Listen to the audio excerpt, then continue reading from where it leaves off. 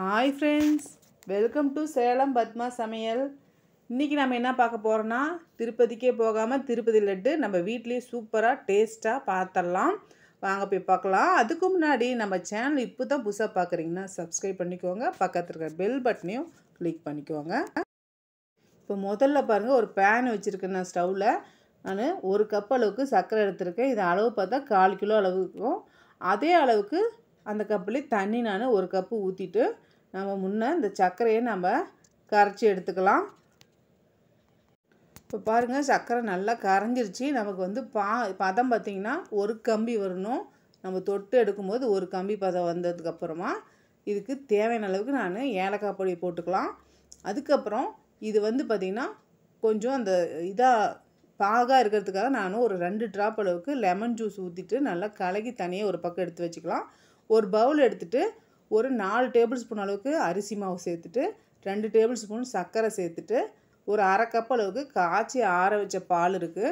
இப்போ இதை சேர்த்துட்டு இது நல்லா நம்ம இந்த சர்க்கரை அரிசி மாவு எல்லாம் ஒட்டுக்காக கலக்கிற மாதிரி நல்லா ஒரு விஸ்கு வச்சு நல்லா கலந்து எடுத்துக்கலாம். அதுக்கப்புறம் ஒரு 1/4 கிலோ அளவுக்கு நான் கடலை மாவு வச்சுருக்கேன். இப்போ இதையும் சேர்த்துட்டு நல்லா கட்டி இல்லாமல் கலந்துக்கலாம்.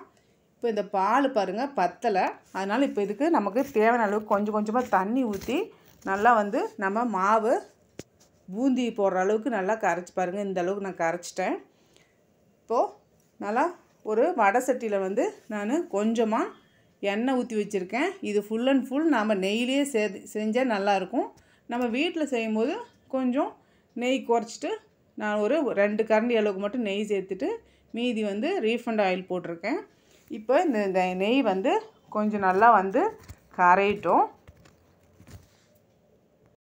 இப்போ நெய் நல்லா எண்ணெய் சூடாகிடுச்சு. இந்த மாதிரி ஜல்லிக்கரண்டி வச்சுட்டு நம்ம மாவை எடுத்துகிட்டு இந்த மாதிரி கொஞ்சம் கொஞ்சமாக வச்சு நம்ம தேய்ச்சி எடுத்துக்கலாம். ஜல்லிக்கரண்டி இல்லைன்னா நம்மக்கிட்ட பூந்தி கரண்டி இருந்துச்சுன்னா கூட நம்ம அது கூட ஈஸியாக நம்ம வீட்லேயே இருக்கிற வச்சு பண்ணும்போது இந்த ஜல்லிக்கரண்டி எல்லாத்து வீட்லேயுமே இருக்கும். அதை வச்சு நம்ம பூந்திக்கு அந்த எண்ணெய் கொள்கிற அளவுக்கு நம்ம இந்த பூந்தியை நம்ம தேய்ச்சி விட்டுடலாம். தேய்ச்சி விட்டுட்டு பின்னாடி இருக்கிற மாவு நல்லா வலிச்சு விட்டுட்டோம்னா அடுத்த டைம் நம்ம போடும்போது கொஞ்சம் நல்லா வந்து மாவு ஈஸியாக போகும். இப்போ நல்லா கிளறி விட்டுட்டு நல்லா கொஞ்சம் செவந்ததுக்கப்புறம் எடுத்துக்கலாம். இதே மாதிரி மீதி இருக்கிற நம்ம பூந்தியும் பொரித்து எடுத்துடலாம். இப்போ நான் தேவையான அளவுக்கு நான் முந்திரி பருப்பு வச்சுருக்கேன். இப்போது அதனால் பொன் வறுவலை நம்ம வறுத்து எடுத்துக்கலாம். இப்போ எடுத்துட்டோம் பாருங்கள். இப்போது மறுபடியும் கிரேப்ஸும் நம்ம அந்த காஞ்ச திராட்சை இருக்குது இல்லைங்களா, அதுவும் தேவையான அளவுக்கு போட்டுட்டு அதையும் நல்லா கொஞ்சம் உப்பி வர அளவுக்கு நல்லா வறுத்துக்கலாம். இப்போ பாருங்கள், இது நல்லா நமக்கு உப்பி வந்துருச்சு. ரொம்ப விட்டிங்கன்னா கரிஞ்சு போயிடும். கரெக்டாக பார்த்து எடுத்துக்கலாம். பாருங்கள், இது ரெடி ஆயிடுச்சு. இது தனியாக நாம் எடுத்துக்கலாம். இப்போ கொஞ்சமாக சர்க்கரை, கொஞ்சமாக ஒரு பிஞ்சு கம்மியாக வந்து நான் பச்சை கருப்பூரம் ஒரு 5-6 ஏலக்காய் வச்சுருக்கேன். இது மிக்ஸி ஜாரில் போட்டு நைஸாக பவுடர் பண்ணிவிட்டு இதை ஒரு பவுலில் கொட்டி தனியாக எடுத்து வச்சுக்கலாம்.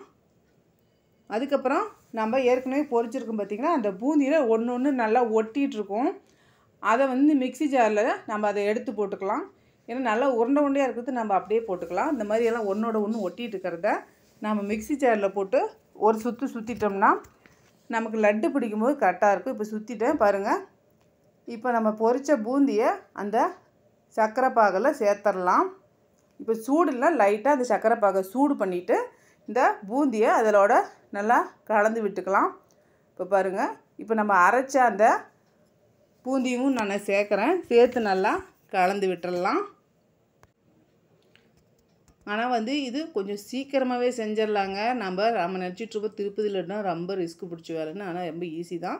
இப்போ இந்த பொடிச்ச அந்த சர்க்கரையும் அதோடு சேர்த்துட்டு முந்திரி திராட்சை எல்லாமே கலந்துட்டு இதை மிக்ஸ் பண்ணிவிட்டு ஒரு 20 நிமிஷம் இந்த பாகு வந்து நமக்கு அந்த பூந்தியில் வந்து உரியணும். அதனால் நம்ம அப்படியே ஒரு 20 நிமிஷம் அப்படியே நம்ம ஒரு மூடி போட்டு ஒரு பக்கம் தனியாக வச்சிடலாம். இப்போ 20 நிமிஷம் ஆயிடுச்சு பாருங்கள். நம்ம எந்த அளவுக்கு வேணுமோ அந்த அளவுக்கு எடுத்துகிட்டு நல்லா பால் மாதிரி நம்ம கொஞ்சம் கொஞ்சமாக எடுத்து நம்ம சேர்த்தி அமுத்தி உருண்டை பிடிச்சோம்னா நமக்கு சூப்பரான லட்டு ரெடி ஆயிடுச்சிங்க.